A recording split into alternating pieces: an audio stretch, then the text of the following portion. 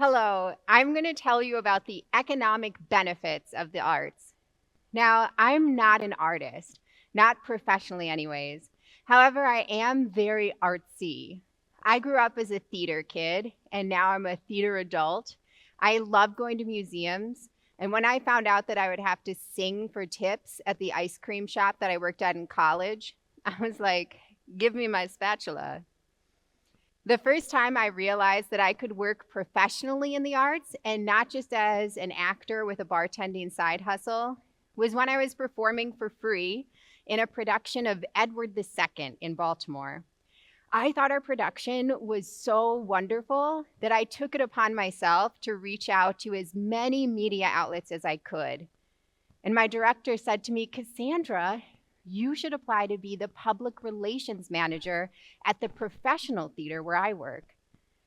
I had no idea this was a job, that I could get a salary and retirement contributions, getting other people excited about art and theater. And that's when it clicked for me that arts and culture organizations are businesses. They employ people, they purchase goods and services, and they contribute to the economy. Arts and culture is actually kind of big business. According to the US Bureau of Economic Analysis, in 2022, the arts and culture sector contributed $1.1 trillion to the United States economy. That's a larger share of the GDP than heavy hitters like construction, transportation, and agriculture. And that number trickles down to the state, local level, and to you. If you've ever gone to your kid's school play, or went out to see your favorite band perform, or bought a ceramic mug at an arts festival, you are a patron of the arts. Arts and culture includes everything from art and music, museums, theater, literature, to historical and cultural institutions and arts education. The arts have served several purposes in society since prehistoric times. They give us pleasure. It feels good to create something or enjoy somebody else's creativity. The arts also expands our worldview and introduces us to new perspectives. The arts help us communicate our feelings more deeply and helps us cope with our feelings. Have you ever noticed how listening to that sad song on repeat over and over again to get over a breakup somehow helps? About half of the healthcare institutions in the nation offer some kind of arts programming because of the healing benefits.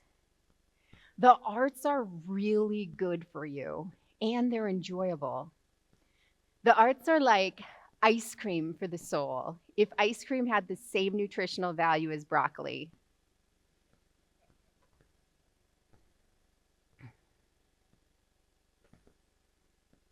The arts are really good for individuals, but they're also amazing for communities.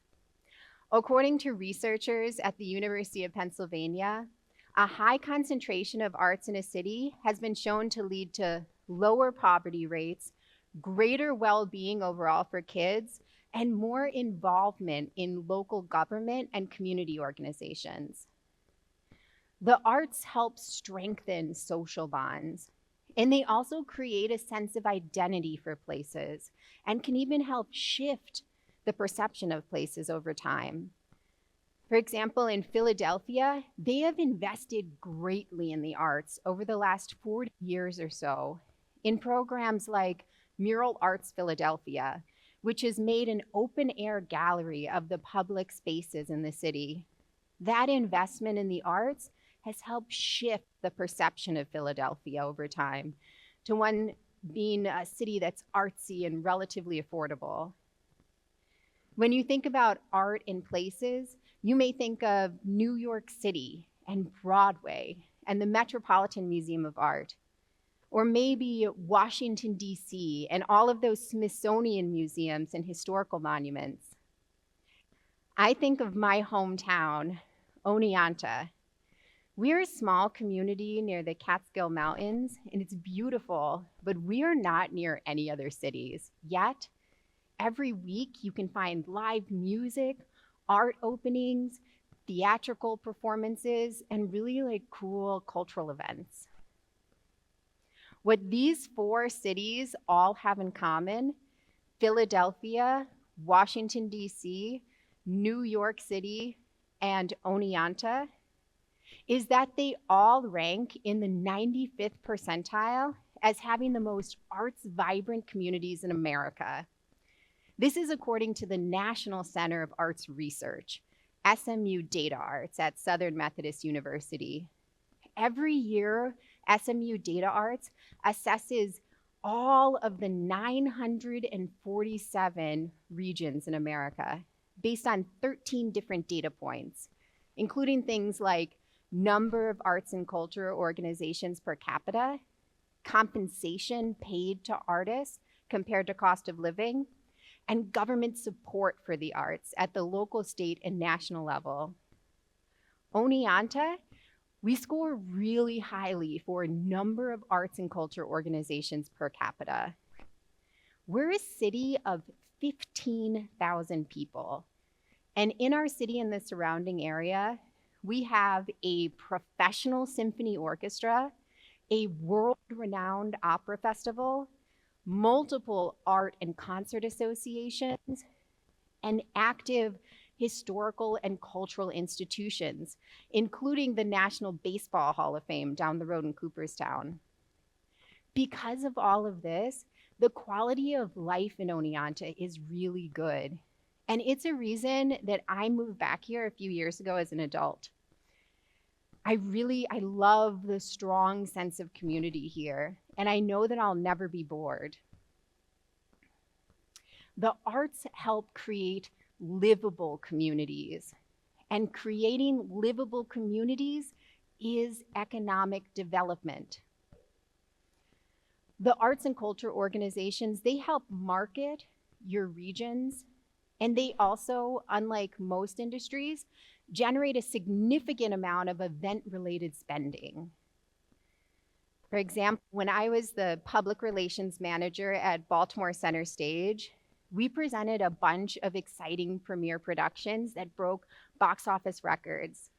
2 of my favorites were One Night in Miami, which went on to become an Academy Award-nominated film, and the world premiere Bob Marley musical, Marley. Because of the buzz around both of these productions, people came into Baltimore to have the unique experience of being the first to see these shows. For Marley, I had about 15 of my friends and family drive down from upstate New York to Baltimore to see the show. I hooked them up with free tickets, but they spent money in Baltimore. They went out to eat, had delicious crab cakes, they went shopping at cute boutiques, and they stayed in hotels, and not with me in my 3rd floor walk-up apartment. According to Americans for the Arts, the average event attendee spent about $39 in addition to the cost of admission or venue-related expenses. They spent money on things like food and beverages, shopping, parking, childcare, and visitors from outside of the county spent on average $61. And of those visiting audience members, 77% of those surveyed said that they specifically came into town to see that show or go to that cultural event. Arts travelers are ideal tourists. They stay longer and spend more to seek out unique, authentic cultural experiences. Arts and culture organizations are pretty powerful economic drivers, but they cannot work their magic without community buy-in. I'm going to give you 4 ways that you can support the arts. The first way, and probably most fun, is by being an arts participant or a patron of the arts. Go take that figure drawing class, or go to that concert, or maybe be Nun number 13 in the local production of The Sound of Music, like I was last year. Friends came into town to see me in the production, and afterward they had an Oneonta culinary delicacy of cold cheese pizza. It's delicious. And that was their first experience with Oneonta, and they have since come back to visit. Arts and cultural events can introduce new people to your communities, and they may become repeat visitors or even new residents.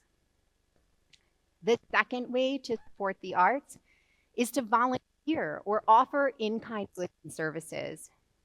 If you have a skill or business that can support the arts, offer your services pro bono. Even if you think your business has nothing to do with the arts, you can still support them. For example, here in Oneonta, there's a car dealership that sets aside a portion of its TV advertising airtime specifically to promote local events like festivals, concerts, theatrical productions, and even TEDx events. The third way to support the arts is to give money. You can make a donation as an individual or encourage your company to make a donation. A lot of businesses and organizations have philanthropy programs, and giving is a way to support organizations that make the communities in which businesses are based and employees live better. Arts and culture organizations don't exist without community support. The fourth way to support the arts is to advocate for them. Convince your representatives and your mayors and your city councilors that funding the arts directly connects to economic development, tourism, and creating livable communities. When you invest in the arts, you invest in the local economy. So, no matter what way you choose to support the arts, just know that when you do so, you're supporting your community. I will leave you with a question to ponder. How will you get artsy this year? Thank you.